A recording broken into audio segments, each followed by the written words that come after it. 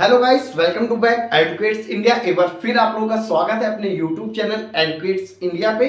आज आप लोगों के लिए बहुत ही ज्यादा इंटरेस्टिंग टॉपिक लेके आए। आज का हम लोग का टॉपिक है वो है अल्केप्टोन्यूरिया। क्या होता है अल्केप्टोन्यूरिया को, इसका जितना भी बेस है, इससे पहले मैंने जितनी भी डिसऑर्डर की वीडियोस अपलोड की हैं, gene related disorder, chromosome related disorder, उनकी मैं लिंक आप लोगों को डिस्क्रिप्शन में दे दूंगा। उन वीडियोस को देख लीजिएगा, आप लोग जितना बेस होगा वो सारे डाउट क्लियर हो जाएंगे। बस अभी आप लोगों को इतना समझना होता है क्या होता है अल्केप्टोन्यूरिया। सिर्फ अल्केप्टोन्यूरिया के बारे में बताएंगे, किसने खोज की, उसकी पूरी मैकेनिज्म बताएंगे, कैसे होता है अल्केप्टोन्यूरिया। तो अल्केप्टोन्यूरिया की खोज ए गैरट नामक वैज्ञानिक ने 1902 में अल्केप्टोन्यूरिया की खोज की। पेपर में भी एक लाइन में ऐसे क्वेश्चन पूछा जाता है, अल्केप्टोन्यूरिया की खोज किसने की। अल्केप्टोन्यूरिया की खोज ए गैरट नामक वैज्ञानिक ने 1902 में अल्केप्टोन्यूरिया की खोज की। अल्केप्टोन्यूरिया की प्रोसेस क्या होती है, यानी कि मैकेनिज्म क्या होती है, मैंने अभी आप लोगों को देखिए, मैंने चार्ट के थ्रू आप लोगों को समझाने की कोशिश की। जैसे मैंने आप लोग चार्ट बनाया, आप लोग को बहुत सिंपल वे में समझाने की कोशिश की है। फिर भी आप लोगों को कहीं डाउट लगता हो टॉपिक में, आप लोग कमेंट सेक्शन में कमेंट करके आप लोग पूछ सकते हैं। क्या होती है इसकी मैकेनिज्म, वो समझ लेते हैं। इन अवर बॉडी, यानी कि मानव शरीर में विभिन्न क्रियाओं के फलस्वरूप phenylalanine and tyrosine amino acid का निर्माण होता है। यानी कि मानव शरीर में दो अमीनो एसिड का निर्माण होता है। पहला कौन सा, फिनाइल एलानाइन, दूसरा थायरोसाइन अमीनो एसिड का निर्माण होता है, जो कुछ समय पश्चात होमोजेनिस्टिक एसिड में बदल जाता है। ये होमोजेनिस्टिक एसिड किस एंजाइम, ऑक्सीडेज एंजाइम की उपस्थिति में CO2 प्लस H2O में टूट जाता है। और ये जो प्रक्रिया होती है वो किसके द्वारा नियंत्रित होती है, अप्रभावी जीन ए डबल डैश, जैसे आप लोग यहाँ पे देख सकते हैं, एक अप्रभावी जीन ए डबल डैश के द्वारा नियंत्रित रहती है।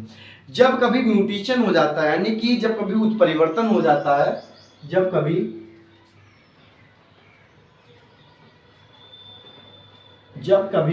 उत्परिवर्तन हो जाता है तो जीन प्रभावित हो जाते हैं, जिससे होमोजेनिस्टिक एसिड ऑक्सीडेज एंजाइम की उपस्थिति में CO2 प्लस H2 में नहीं टूट पाते हैं। जिससे होमोजेनिस्टिक एसिड जो होता है वो ऑक्सीडेज एंजाइम की उपस्थिति में CO2 प्लस H2 में नहीं टूट पाए। कब नहीं टूटेगा, जब म्यूटेशन हो जाता है, नहीं टूट पाएगा। जिससे इंक्रीज इन ब्लड में इसकी मात्रा बढ़ती रहती है, यानी किसकी मात्रा, होमोजेनिस्टिक एसिड की ब्लड में मात्रा बढ़ती रहती है, जिसके through comes out in urine, ये यूरिन में आने लगता है, यूरिन में सीधे आने लगता है।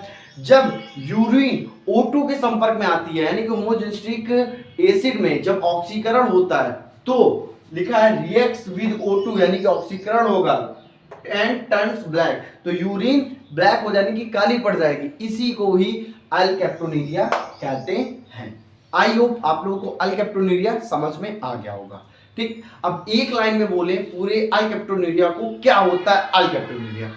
अल्केप्टोन्यूरिया एक जनजाति रोग होता है। इस रोग की खोज एक गैरट नामक वैज्ञानिक ने 1902 में अल्केप्टोन्यूरिया की खोज की। अल्केप्टोन्यूरिया में विभिन्न क्रियाओं के फलस्वरूप मानव शरीर में फिनाइल एलानाइन और थायरोसाइन अमीनो एसिड का निर्माण होता है, जो कुछ समय पश्चात होमोजेनिस्टिक एसिड में बदल जाता है। होमोजेनिस्टिक एसिड ऑक्सीडेज एंजाइम की उपस्थिति में CO2 प्लस H2O में टूट जाता है। यह प्रक्रिया एक अप्रभावी जीन ए डबल डैश के द्वारा नियंत्रित रहती है।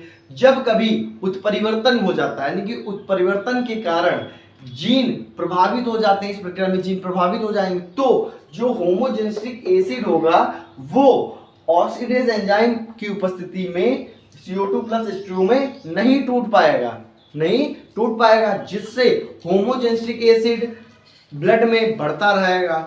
ठीक, सीधे यूरिन में आने लगेगा। जब यूरिन में आने के कारण होमोजेनिस्टिक एसिड और ऑक्सीजन का आपस में जब फ्यूज होंगे, यानी बोला जाए आपस में जब होमोजेनिस्टिक एसिड होगा जो वातावरण के संपर्क में आएगी, तो यूरिन ब्लैक हो जाएगी, यानी कि काली पड़ जाएगी। इस रोग को ही अल्केप्टोन्यूरिया कहते हैं। आई होप आप लोगों को अल्केप्टोन्यूरिया क्लियर हो गया होगा।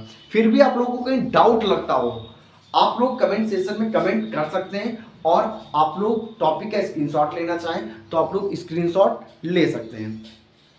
ठीक है, आप लोगों को कहीं डाउट लगता हो कि यहाँ पे ये चीज़ मिस्टेक है, तो आप लोग कमेंट सेक्शन में कमेंट करिएगा, मैं वही आप लोगों को रिप्लाई दे दूंगा। और आपको लगता है कि सर को इस टॉपिक पे वीडियोस बनानी चाहिए, या आप लोगों को लगता है कि मुझको इस टॉपिक पे वीडियोस नहीं आती, इस टॉपिक की मुझे नहीं जानकारी, तो उस टॉपिक को आप कमेंट में मेंशन करिएगा। मैं पूरी कोशिश करूंगा उस टॉपिक को आप लोगों तक पहुंचाने की।